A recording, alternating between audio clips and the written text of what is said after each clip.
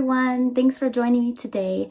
Our topic is going to be about the art of acceptance. Acceptance, I, in better terms, would say is surrender, an act of surrendering to the present moment and really taking in what that means. Surrender does not mean not taking positive action towards making things right or creating balance. It just means that you surrender to what has happened. You do not keep yourself in a state of denial and a state of disillusionment. In a paradoxical way, you focus on the non-peace you have with the situation at that moment. Acceptance, surrender does not mean that you just allow things to be, you suffer and, oh, that's just the way life is, and you play in these roles of unhappiness of, oh, I surrender, in such a sad and dire way. You know, that's how we look at surrender, as the helplessness, a hopelessness. But this is surrender as an opportunity for you, a gateway to you to access that peace, because you're honoring the non-peace you have with the situation, and you're not reacting to it, but you're taking the time and the space to respond to it in appropriate means that honors yourself and doesn't perpetuate situations.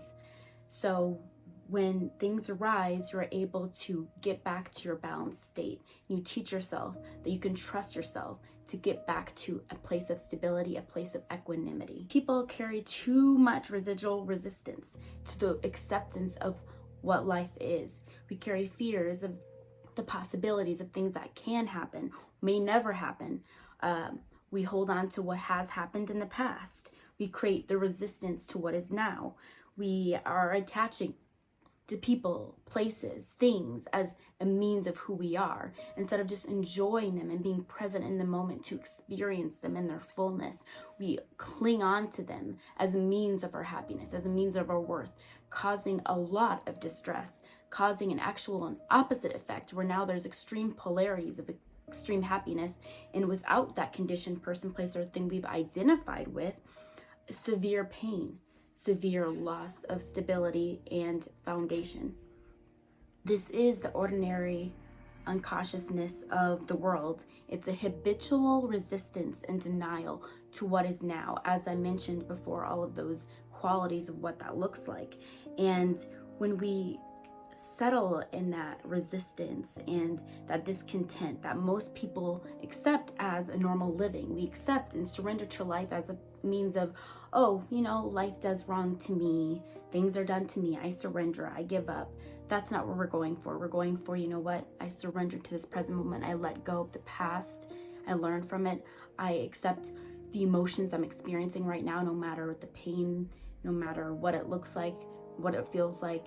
I'm honoring that emotion. I accept it as this is how I feel. And all of these attachments I have, I understand that they are very transient, that life is transient, that life is ever changing. So they may not always stay, that this is a part of life. And you'll find that as you let go of clinging and needing and having these fears and attachments and labels about yourself based on these attachments that you have, based on the fear, you know, creating this label on your life, you change the dynamic of your life because you allow it to be free, you allow it to be an open door. Science has actually shown that when you have these thoughts, when you have these emotions, these thoughts, and you make certain choices, that is where your power is. And it's where your power is because when you are stuck in a negative rut, again, as I say, that collective unconscious way of being, as I've explained prior, you limit your life. And it's shown in science that you can actually reduce your lifespan. It's shown that recently, dating from the 90s, but data really reporting at this moment, we're actually shortening our lifespan by 8 to 25 years. And a lot of that is due to the limitations we put on ourselves. For an example, you could be 20-year-old, but have the body, the DNA makeup of someone way older because of the lack of care you provide yourself. And so you limit your opportunities, you limit your reality actually, and it shows up in science these ways. And you can be 40, 50 with the DNA of someone 20, 30, living and thriving. You know, society again has dangerous ideals, and so do you, about who you are that make up the life you create for yourself. We often go to this victim mentality and attach to these negative stories, not allowing us to grow. Usually it takes extreme pain before we realize the truth that nothing can really satisfy us always, that there will be some sort of pain, that there will be change, that things will disappear or no longer satisfy you.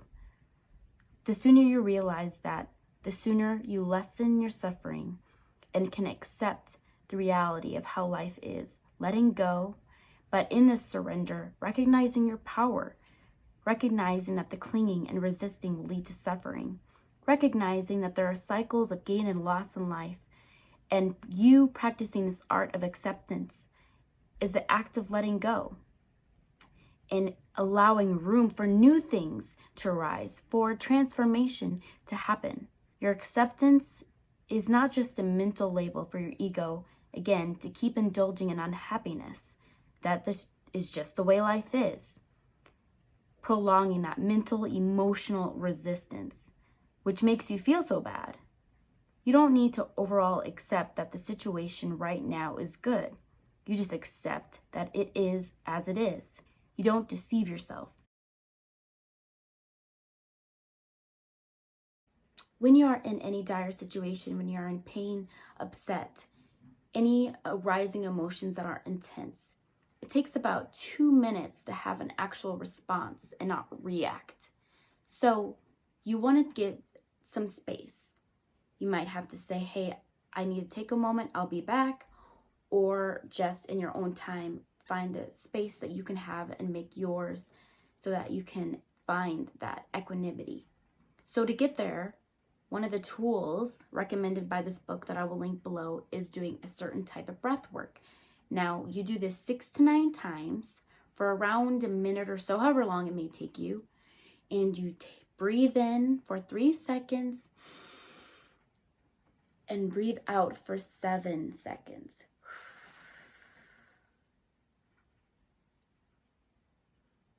And this gives you a chance to not say the wrong things, to respond to life out of positive action, out of peace and clarity.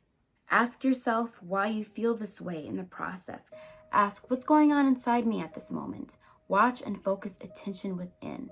You must be aware of your emotions and feel them to move past them. Feel the emotion of the body, regardless of what the mind says.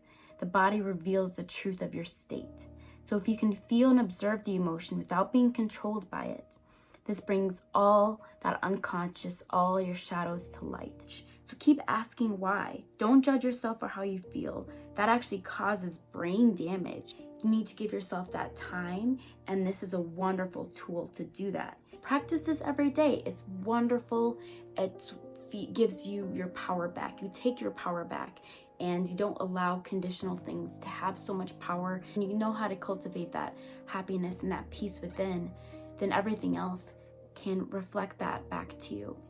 And it's a wonderful feeling. And the more you practice it, the more you'll see it. Thanks for joining me today. I hope you're taking care of yourself. I hope you're able to enjoy this wonderful weather we're having now and are making sure that you're taking time for yourself so that you can grow and prosper even during these times. I wish you the best. I wish you peace. I send you my love and good vibes. Namaste.